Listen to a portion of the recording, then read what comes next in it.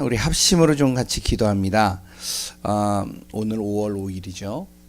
우리 렘넌트를 놓고 우리 자녀를 놓고 또 우리 5월 달 또 가정의 달입니다. 가정을 놓고 또 우리가 기도하시고 그리고 또한 우리가 금요일 날은 치유입니다. 하나님 복음 안에서 내가 치유되고 내 모든 가정이 치유되어지고 내 가는 모든 발걸음들이 치유되어지는 역사 일어나고 또한 우리 교회가 완전히 복음으로 치유되어지는 역사 일어나게 하소서 기도하시고, 그리고 우리 노회와 시차를 놓고 우리 합심으로 또 오늘 말씀을 놓고 우리 같이 기도하겠습니다.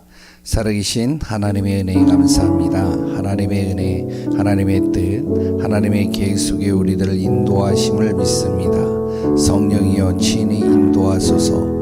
하나님의 절대의 주권 속에 우리가 인도받게 하소서. 하나님 정말로 복음의 깊이 넓이 높이 풍성한 은혜가 날마다 우리 안에 누려지기를 원합니다. 우리 안에 그리스도의 영원하신 것을 하나님의 능하신 손 안에서 치유하시고 인도하시고 붙드소서.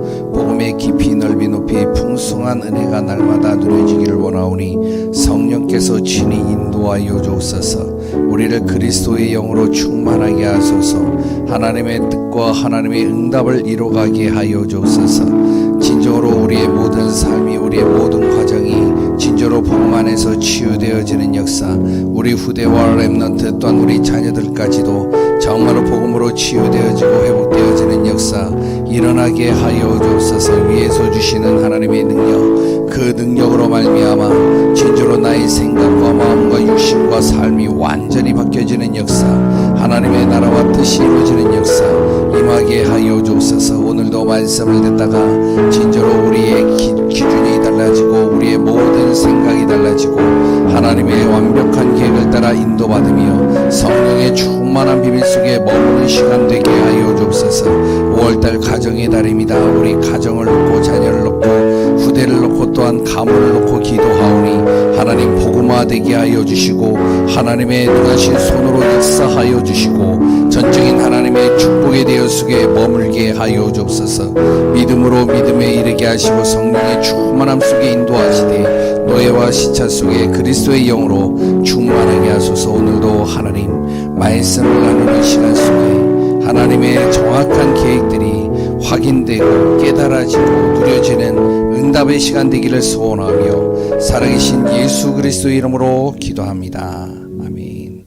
하나님의 은혜에 감사합니다. 오늘도 주님의 은혜 속에 말씀을 통해 하나님의 완벽한 계획을 확인하는 시간 되기를 소원합니다. 성령으로 친히 역사하여 주옵소서.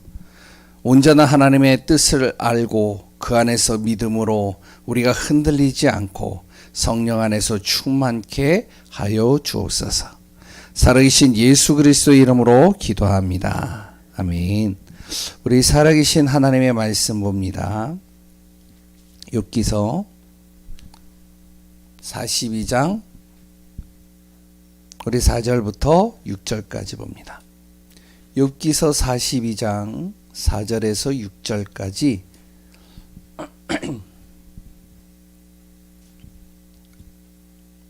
우리 같이 찾아서 합독하겠습니다. 욥기서 42장 4절에서 6절까지입니다.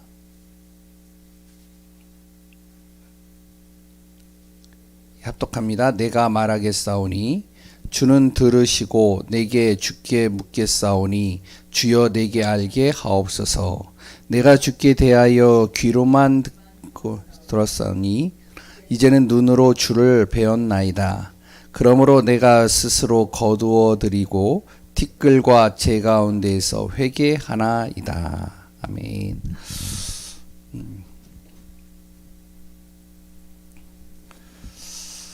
오늘은 이제 욥기에 대해서 좀 같이 나누도록 하겠습니다. 욥기서를 하기 이전에 지금까지 이제 지난주까지 느헤미야를 했죠. 창세기부터 뭐 딱 구분을 할 수는 없지만 느헤미야까지는요 대체적으로 바로 구원의 역사에 대해서 이제 쭉 기록하고 있는 내용이죠. 구약의 내용 속에 하나님께서 어떠한 순간 속에서도 구원하시고 함께하시고 인도해 가신다. 이제 그 내용들이요 느헤미야서까지 계속 나오는 거예요. 느헤미야는 바로 이제 이스라엘 백성들이 다시 이제 포로가 되어졌다가 본국으로 귀양 이제 다시 이제 돌아오게 되어지는 사건까지 기록하고 있죠. 그리고 이제 오늘부터 시작되어지는 욥기서부터요 아가서까지는 신앙에 대한 부분들을 얘기를 합니다. 특히 우리 개인을 중심으로 얘기를 하고 있죠.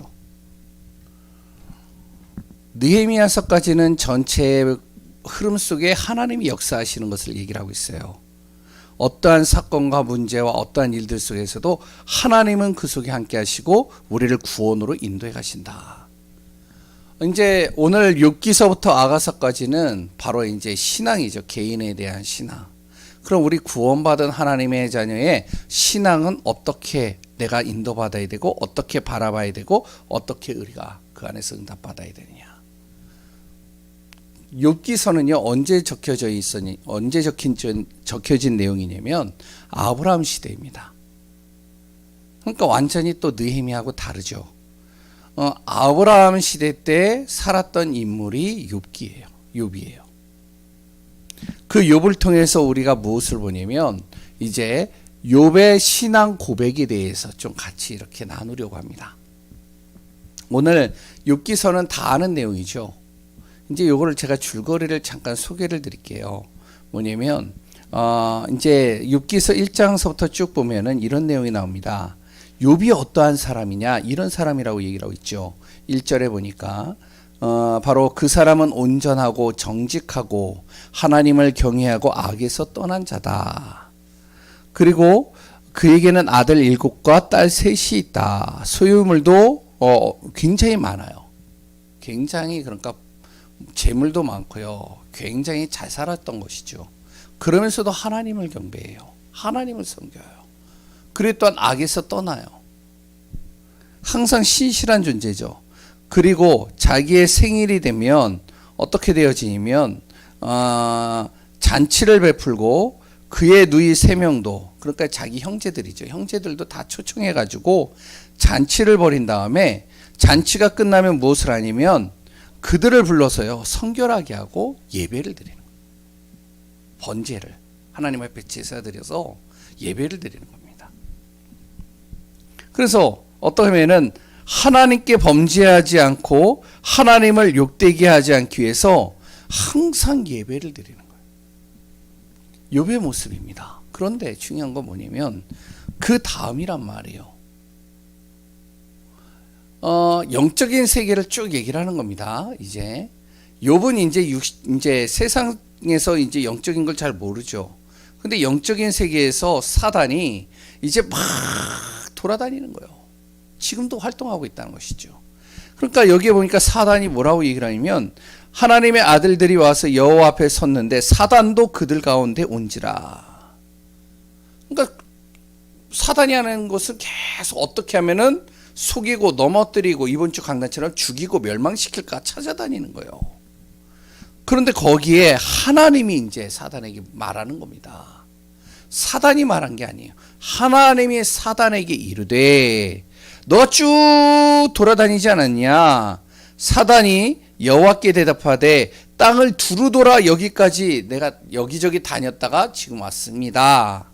여호와께서 사단에게 이르되 8절이죠. 네가 내 종 욥을 주의하여 보았느냐. 욥을 끄집어내는 거예요. 하나님이.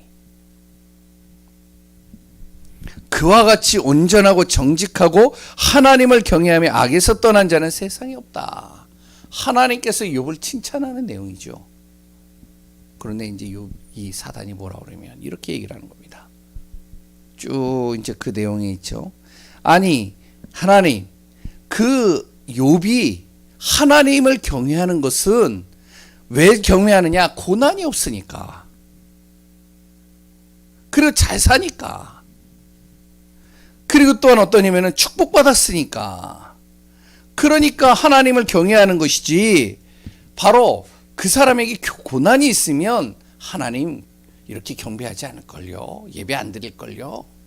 그래? 그럼 네가 한번 시험해봐. 허락한 거죠. 그때 이제 시험을 딱 하는데요. 어떻게 되어지면은 모든 이 욥이 가지고 있는 재물들이요, 다른 이방 민족들에게 다 뺏기기 시작하는 겁니다. 스바 사람, 그래 또한 거기에 보니까요, 어떠한 사람들이면 여러 이제 갈대아에 있는 사람들이 와서 가축들을 뺏어가고 종들을 죽이고, 또 심지어는 갑자기 무슨 일이 일어나냐면 하늘에서 불이 떨어져 가지고 가축들이 다 죽고 종들도 죽어버리는 거예요. 여기서 이제 우리가 잘 봐야 될 것이, 거기에 보면 하나님이 불을 내리셨다라고 여기 성경에 나오는데, 이거는 조금 잘못된 내용입니다. 성경의 원어를 보면 하나님이 불을 내렸다라고 얘기 안 해요. 그냥 불이 내렸다라고 얘기를 합니다. 하늘에서 불이 내린 거예요. 사단이 그런 짓도 한다는 거예요. 그런데 이제 좀 있다가 어떻게 하면은, 마다들 집에서 이제 자녀들이 모여서 또한 이제 거기서 밥을 식사를 하고 있는데, 갑자기 태풍이 불어가지고 집 지붕이 무너진 거예요. 그러니까 그 자리에서 다 죽었어요. 하루아침에 재물 다 뺏기고, 그리고 종들 다 죽고, 자기 자녀들 다 죽어버렸어요. 그런데 1장 마지막에 보면 뭐라고 해요?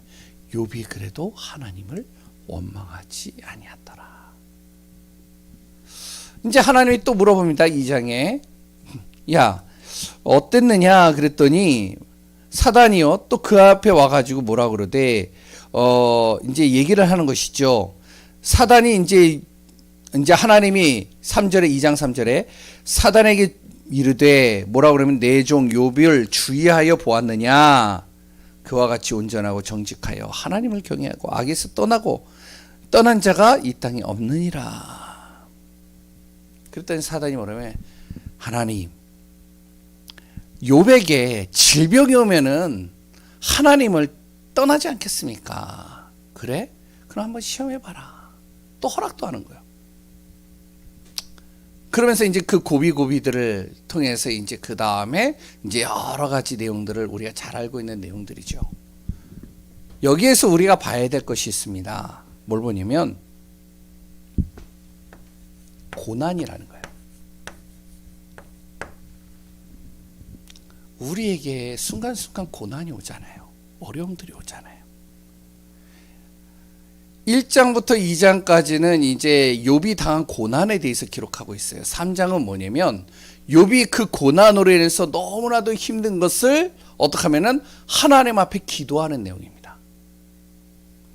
그것을 이제 보다가 이제 4장서부터 시작해가지고 37장까지 새 친구들이 와가지고요, 그 욥의 그 기도 소리를 듣고 뭐라 그러면, 욥에게요 위로의 말을 하는 것 같은데, 이제 너가 이것 때문에 문제가 온 거 아니냐 쭉 얘기를 하는 겁니다. 이런 얘기가 쭉 흘러가는 거예요. 그런데 중요한 건 그거를 얘기를 한 거 이전에 고난이란 거죠. 고난이 없으면 좋겠는데 고난이 온단 말이에요. 이걸 어떻게 설명해야 하는 거죠? 고난을 바라보는 관점입니다.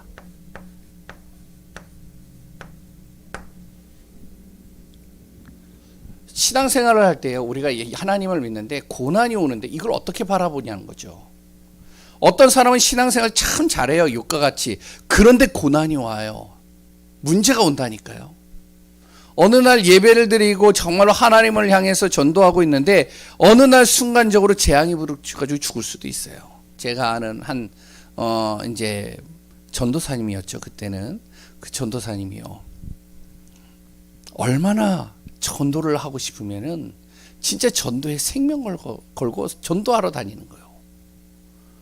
인천에 있었는데, 그런데요, 이 전도하러 다니다가 차가 오는 거에 차에 치였어요. 다칠 거 아니에요. 그러니까 이제 운전사가 딱 내려가지고 죄송하다고 다리를 쩔뚝쩔뚝 거리는데, 이분이 전도하다가 다친 거예요. 쩔뚝쩔뚝 거리는데 이제 운전사가 내려가지고 죄송하다고 그랬는데, 거기에서 뭐라고 그랬는지 아세요? 에? 그 운전자에게요. 예수 믿어야 된다. 나 이거 다친 거는 일단 둘째치고 당신 예수 오늘 나를 만난 것이 당신에게는 하나님의 계획이다. 예수 믿어라. 복음 전하는 거예요. 참 대단하더라고요. 그러고 있다가 이제 결혼을 했어요. 결혼하고 나서 1년도 안 돼서 어떻게 하면은 여러 가지 불치병인가요? 거기에 걸려가지고 죽었어요. 이해가 안 되잖아요. 전도에 생명 걸었는데 복음을 위해서 살았는데 하나님이 데려가셨다. 이런 일들이요 우리 주위에 비일비재하다는 거죠. 아니 잘못을 해가지고 문제가 와서 고난을 당한 거라면 이해는 해요. 그런데 진짜 하나님을 위해서 살았는데 고난이 왔단 말이에요. 그러면 그것 때문에 너무 고통스럽고 힘들잖아요. 이 고난을 어떻게 바라봐야 되느냐. 이제 이게 욥의 내용입니다. 세 친구들이 욥을 바라보는 먼저 아내입니다. 아내가 바라보는 관점이에요. 옆에서 지켜봤을 거 아니에요. 자기 처자식들이 다 죽었어요. 그러니 어떻게 되겠어요? 정신이 돌아버렸겠죠. 안 그래요? 그러고서 이제 자기 남편은 완전히 어떻게 되어지면은 이제 그 종기가 온몸에 퍼져가지고 기왓장으로 질그릇으로 막 긁으면서 피를 낭자하면서 거기서 고통스러운 모습을 보고 있는 거예요. 그러니까 이 아내가 그 모습을 봤을 때 뭐라고 할까요? 그 아내가 그 모습을 보면서 이렇게 얘기를 하는 겁니다. 거기에 보면 2장 9절에 보면 아내가 이야기를 하는 게 나오죠. 너무 고통스러우니까 차라리 하나님을 욕하고 죽어라. 왜 이렇게 사냐? 왜 그렇게 온전하게 그래도 하나님을 바라보려고 애를 쓰고 이렇게 고난이 오고 이렇게 저주가 오고 이렇게 재앙이 왔는데 그런데도 당신 하나님 바라볼 수 있냐? 차라리 욕하고 죽는 게 낫지 않겠냐 하나님을. 현실을 바라보는 모습이죠. 우리가 이렇단 말이에요. 우리에게 고난이 오면요 너무 이게 고통스러우니까 참기가 힘드니까 차라리 죽었으면 좋겠다. 차라리 이 고통을 그냥 없이 내가 빨리 죽음을 택하는 게 나아. 이렇게 생각을 하는 사람이 있겠죠. 두 번째는요 새 친구입니다.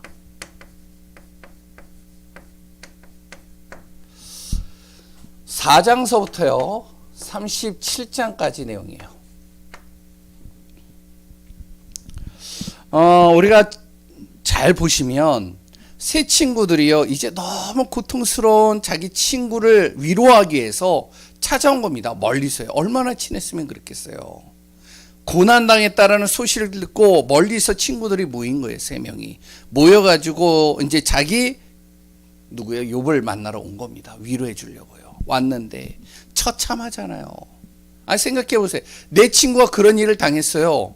진짜 둘도 없는 친구가 그럼 어떻게 하시겠어요? 찾아가잖아요. 찾아가서 어떻게 해요? 위로하려고 가잖아요. 그런데 여기에 보니까 2장 13절에 보니까 이들이 위로를 하러 왔는데 그 모습을 보니까 차마 입으로 뭐라고 말을 할 수 없는 거예요. 너무 고통스러운 모습을 보면서. 그래서 7일 동안 아무 말 안 하고 옆에 지키고 있는 겁니다. 자기 친구들이요. 얼마나 친하면 그러겠어요. 7일 동안 밤낮을 계속 같이 말없이 가만히 있는 거예요. 그런데 3장서부터요. 욥이 그 다음부터 이제 이야기를 하기 시작합니다. 내가 너무 힘들다, 고통스럽다. 차라리 하나님 나를 죽여주세요. 자기의 생일을 저주하고 내 이 고통받는 모습이 너무나도 힘들다 보니까 하나님 내가 지금까지 하나님을 위해서 살았는데 왜 나에게 이런 고통이 옵니까? 차라리 나 죽여주세요. 고백을 하는 그 모습을 보면서 새 친구들이 이제 4장서부터요 이야기를 꺼내기 시작하는 거예요. 한탄하는 그 모습을 보면서 뭐라 그러냐? 이제 엘리바스라는 친구가 있어요. 이 친구가요 3번에 걸쳐서 무엇을 얘기를 하냐면 이런 얘기를 하는 겁니다. 야, 고난이 그냥 오는 게 아니잖아. 분명히 그 고난은 왜 오느냐? 너의 잘못 때문에 오는 거야. 뭔가 잘못해서. 인과응보라고 그러죠.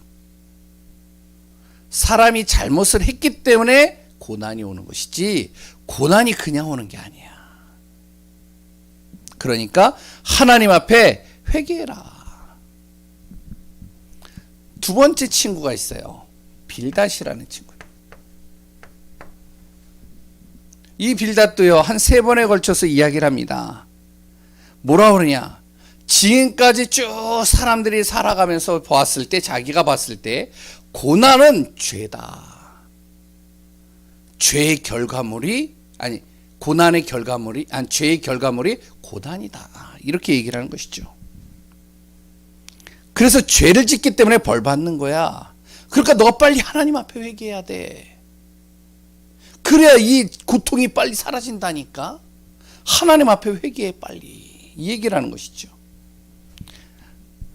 바로 하나님을 무시하고 악인은 반드시 이 땅에서 사라지게 되는데 너 그러다 죽어.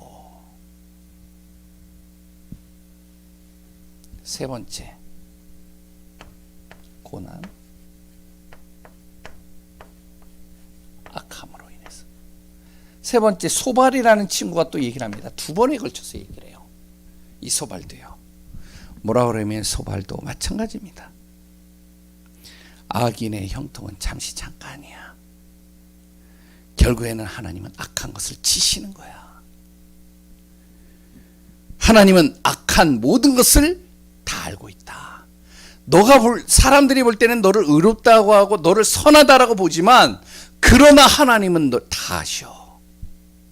그러니까 고난은 그냥 오는 게 아니야. 하나님은 악한 것을 다 알고 있기 때문에 그것이 너에게 고난으로 오는 거야.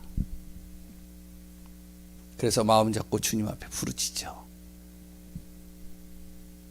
마찬가지죠. 악함. 쭉 얘기를 하는 겁니다. 이제 욥이요, 이제 들으면 들을수록 위로하는 친구들이 와서요. 너무 자기를 이제 얘기를 하는데 힘든 거예요. 왜냐면, 세 번째, 욥이 바라보는 고난의 관점입니다. 욥은요, 자신은 지금껏, 욥이죠. 자신은 지금껏 하나님한테 의롭게 행동했다는 거예요. 아니 하나님도 얘기를 하시잖아요. 하나님도 욥에 대해서 사단에게 이야기를 하잖아요. 온전하고 정직하여 하나님을 경외하고 악에서 떠난 자 세상에 어떤 누구도 이런 사람 없다라고 얘기를 하잖아요. 그러니까 자기는 지금까지 의롭게 살았다. 하나님을 경외하고 하나님을 바라보고 하나님 앞에 욕하지 않고 나는 진짜 하나님 바라보면서 살았어. 그러면서 계속 자기에 대해서 얘기를 쭉 하는 거죠. 뭐에 대해서 얘기를 하죠? 고난의 관점을 어떻게 보고 있죠? 현실을 가지고 보는 겁니다. 행위를 가지고 보는 거예요. 새 친구와 욥은 나에게 고난이 왔을 때 그 행위를 가지고 판단하는 거예요. 행위를 가지고 결정하는 겁니다. 너의 그 고난은 죄 때문에 온 거야. 아니 나는 의로운 자, 의롭게 행동을 했는데 이런 고통이 왔어. 네 번째, 엘리후라는 사람이 나와요. 이제 참다 못해서 거기에 이제 친구는 아닌 것 같은데 이제 젊은 친구 같아요. 근데 이 사람은 계속 듣다가 나도 좀 한마디 좀 해야 되겠다. 고난에 대해서 얘기를 하는 거죠. 선한 하나님은 고난을 통해서 우리를 훈련시키고 가르치시기도 한다. 엘리후가 바라보는 또 관점이죠. 하나님은 고난이 죄로 인해서 오는 경우도 있지만 선한 하나님은 그 고난을 통해서 나를 훈련시키고 또 뭐 한다고요? 그것을 통해서 나를 가르치기 위해서 하시는 거다. 고난을 바라보는 관점이죠. 여기 한 가지 더 적겠습니다. 사단은요. 사단이 고난을 보는 관점은 뭐죠? 사람들은 고난 받으면 하나님 떠날 것이다. 이렇게 보는 거예요. 그러니까 고난을 주는 거예요. 사단은요. 어려움을 준다니까요. 우리가 잘 알아야 됩니다. 우리에게 어려움이 오잖아요. 어려움이 안 온 거 그게 축복이 아닐 수도 있어요. 어려움이 올 수가 있잖아요. 사단은요, 진짜 하나님을 믿고 하나님을 의지하고 하나님을 바라보는 사람들에게도 고난을 주기도 하는 겁니다. 왜? 그 고난을 통해서 하나님 떠날 것이다 라고 생각을 하는 거죠. 우리가 어떻게 바라봐야 되냐? 고난에 대한 관점입니다. 그러니까 어떻게 되어지죠? 이 고난의 관점이 이러니까 뭐가 되냐면 기도가 달라지는 거예요. 구원받은 하나님의 자녀들이요. 우리가 잘 알아야 됩니다. 신앙 고백 참 잘해요. 예수가 그리스도 인생의 다. 그래 또한 나를 구원하신 분 하나님이십니다. 고백을 참 잘하는데 고난이 오면 내 고백이 예수가 그리스도이십니다. 고백이 되어져야 돼요. 근데 고난이 오면 어떻게 되냐? 많은 신앙인들이요. 이렇게 됩니다. 왜? 이런 문제가 왔지. 이런 현실 속에 갇혀있는 자기가 너무 고통스러운 차라리 나 죽었으면 좋겠어. 행위를 가지고 보는 거죠. 죄가 많아서 내가 모르는 죄가 뭐가 있지? 그러니까 기존의 교회 성도들을 만나면 고난받으면 어떻게 되어지죠? 회개 기도하는 거예요. 계속. 그래서 이제 목사님이 뭐라 그러면요, 너가 가지고 있는 죄가 있는데 너가 모르는 죄들이 있다. 그거 다 끄집어내서 기도해야 된다. 알게 모르게 저 지은 모든 죄 다 회개해야 된다. 이런 얘기들 합니다. 그러니까 이제 막 기도하면서 하나님 내가 지은 죄가 뭐가 있습니까? 죄를 무조건 다 회개하는 거예요. 그러니까 어떻게 되죠? 내 자녀의 문제도 내가 죄 때문에 내 자녀가 고난당한다고 생각해요.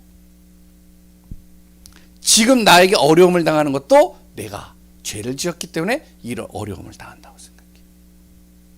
행위죠. 엘리야가 조금 정확하게 보긴 했습니다. 이것도 완전한 답은 아니에요. 사단은, 우리가 모르는 사단은 우리에게 어려움과 고난을 통해서 하나님을 떠나기도 합니다. 이게 1장 2장 내용이잖아요. 욥을 건드리는 이유가 뭐냐면 이 욥에게 고난을 주면 하나님 떠날 것이다. 하나님을 저주할 것이다. 이게 욥 사단의 생각입니다. 그러니까요, 기도가 달라지는 거예요. 어떻게 기도하죠? 문제 만나면 문제 가지고 기도하는 거예요. 그냥 계속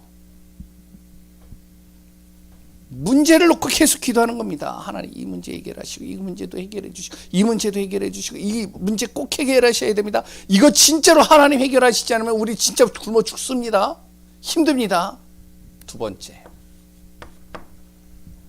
욥과 같이 어떻게 기도하냐? 한탄 섞인 기도를 하는 거예요. 그냥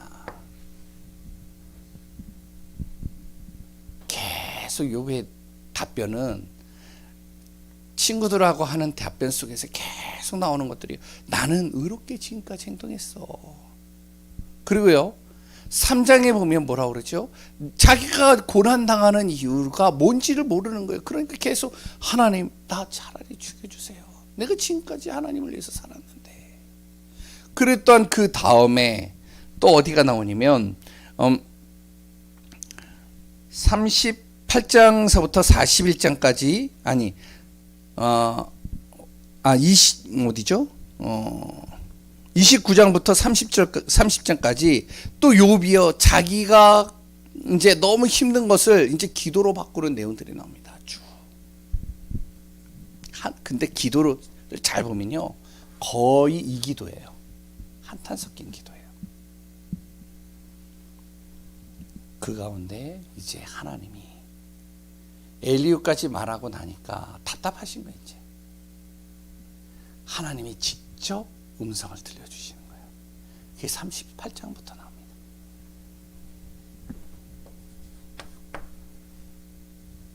38장부터 이제 하나님께서요 음성을 들리는데, 사람들은 고난이 오면 왜 고난이 왔는가, 왜 고난 때문에 내가 힘들어하는가, 이 고난이 왜 이 문제가 왔지, 내가 죄 때문인가, 이렇게 생각을 하는데, 하나님의 답변은 그런 답변이 아니에요. 하나님은 뭐라고 그러는지 아세요? 모든 만물을 창조하신 것이 누구냐. 거기서부터 쭉 나오는 겁니다. 이 땅의 모든 것이 하나님의 손 안에 있지 않은 것이 없지 않냐. 그래서 하나님이 쭉 얘기를 하면서요, 하나님에 대해서 쭉 얘기를 하는데요, 이 얘기를 쭉 듣고 욥이 뭐라고 그러면 기도가 바뀌는 겁니다. 어떻게 바뀌죠? 이렇게 바뀌는 거예요. 42장 오늘 읽은 내용입니다. 4절부터 6절까지. 기도가 어떻게 되는지 알아요? 이렇게 되는 거예요. 고난이 왔는데 왜 이 고난이 왔을까가 아니라, 고난이 왔는데 하나님 바라보는 거예요. 고난이 왔는데 그 속에 하나님의 계획을 찾는 거예요. 뭐라고 그러죠? 42장 1절부터 6절까지라고 보면 될 것 같아요. 죄송합니다.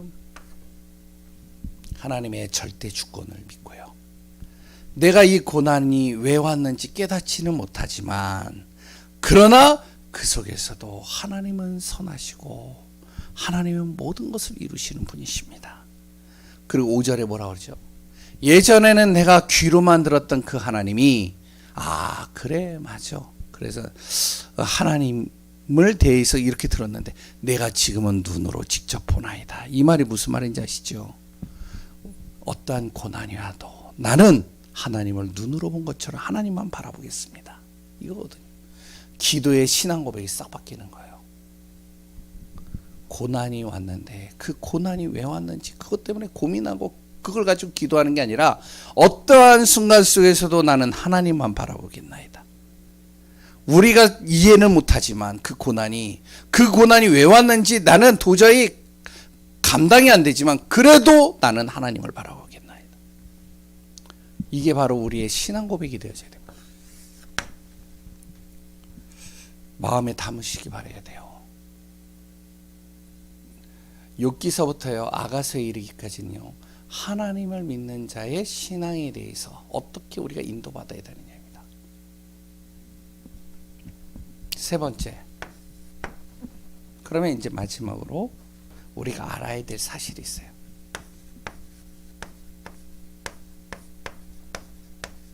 사실, 하나님은요 즉흥적인 분이 아닙니다. 하나님은요 그냥 사단이 이렇게 고난을 주도록 허락하시는 분이 아니에요. 하나님의 모든 허락과 하나님의 모든 것에는 하나님의 완벽한 계획이 있는 겁니다. 하나님의 뜻이 있는 거예요. 그러면 우리가 잘 알아야 되겠죠. 첫 번째, 사단이라는 존재는요 반드시 있다는 거예요. 이거를 우리가 잊지 말아야 돼요. 지금도 활동하고 있습니다. 이 사단이 하는 짓은 뭐냐면, 많이 읽지만 베드로전서 5장 7절에 뭐라고 나와 있죠? 예? 이 사단이 하는 짓이요, 우는 사자와 같이 지금도 삼킬 자를 찾아 돌아다니고 있어요.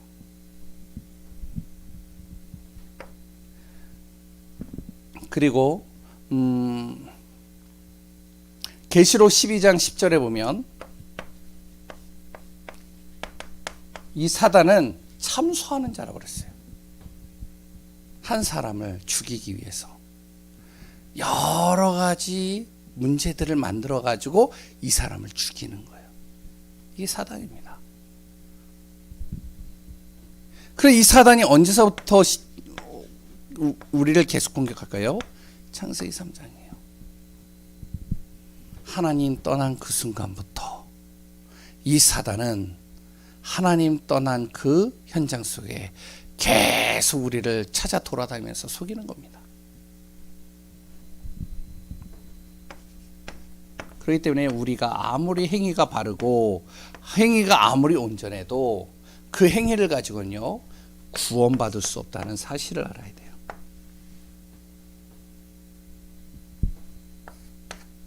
이게 욥기의 내용입니다. 아무리 욥이요 선한 행위를 가지고 제사를 드리고 예배를 드리고 하나님을 향해서 계속 번제를 드려도 어떡하냐, 그 행위를 가지고는요 구원할 수 없다는 거예요.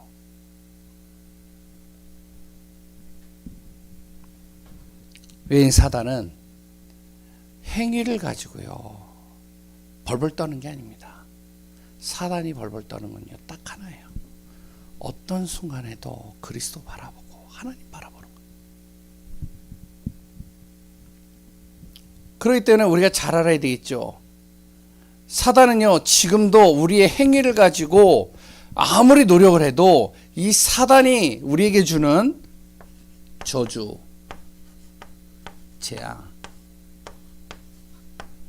이 죄 문제는 해결할 수 없다라고 분명히 얘기를 하고 있습니다. 그러니까요 욥이요 자기가 계속 나는 의로운 삶 속에서 하나님을 바라봤는데 왜 이런 고난이 옵니까? 나중에는 뭐라 하는지 알아요?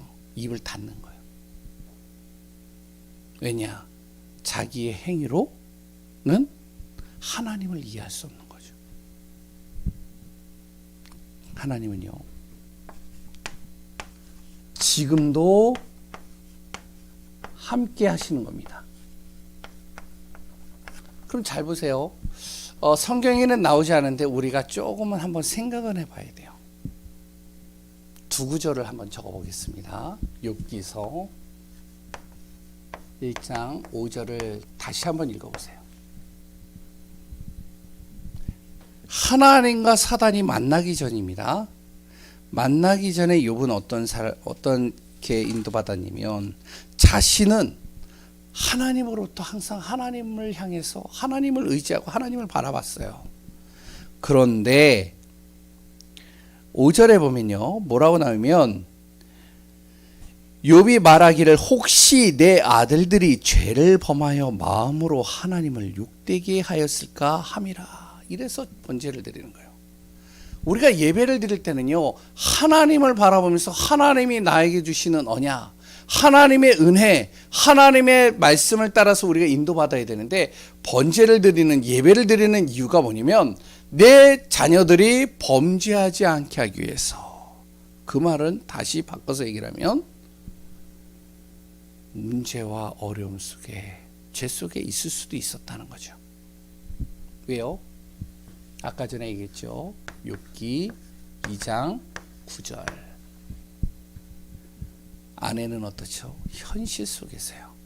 문제가 오면 하나님을 욕하고 하나님을 저주하고 죽어라. 그러니까 뭐냐면요. 신앙관이 정확하지 않은 거예요.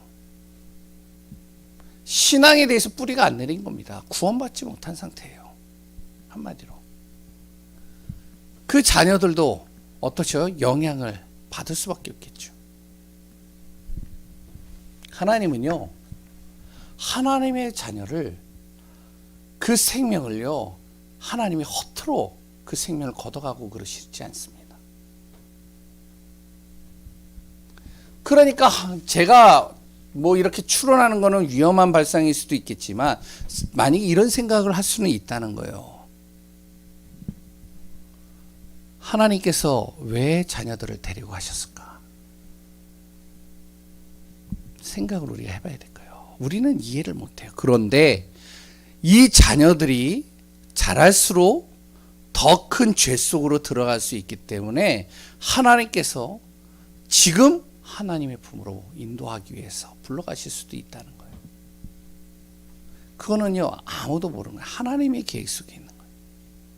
하나님의 뜻 안에요. 그렇기 때문에 우리가 무엇을 알아야 되냐? 항상 알아야 될 게 사단의 존재에 반드시 있다는 겁니다. 영적인 세계죠. 그리고 우리가 아무리 행위를 바르게 하고 행위를 가지고 열심히 해도 우리를 구원할 수는 없습니다. 오직 그리스도 예수 외에는 구원할 자가 없는 거예요. 오직 하나님 만나지 않고는 구원받을 수 없는 겁니다. 그 하나님은 지금도 우리와 함께 하신다는 것이죠. 그렇지 않으면 계속 우리는 이런 기도밖에 안 해요. 실질적으로 많은 사람들이요.